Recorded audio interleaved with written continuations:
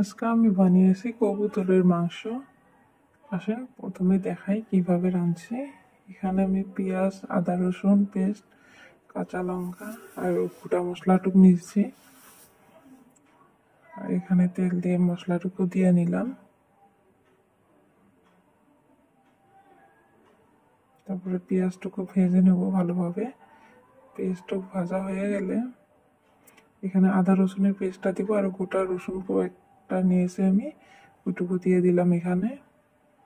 এখানে মশলাটুকু দিব। আমি বেশি মশলা দিই নাই, যেটুকু নর্মালি লাগে। নিমক, হলদি, মরিচের গুঁড়া, জিরা গুঁড়া আর ধনিয়া গুঁড়া দিছি। এখানে পেঁয়াজটা কষিয়ে নেওয়ার জন্য অল্প একটু পানি দিয়েছি আমি। যে অল্প যখন তেলটা উপরে ভেসে ওঠে তখনই এখানে আমি মাংসটুকু দিয়ে দিব। মাংসটুকু আমি অল্প পানি দিয়ে দিয়ে অল্প কষাই নিয়েছি।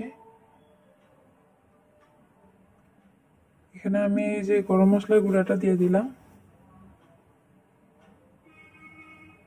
এখানে আবার 2 কাপ পানি দিয়েছি আমি, ঝোল ঝোল রাখবো তো তাই।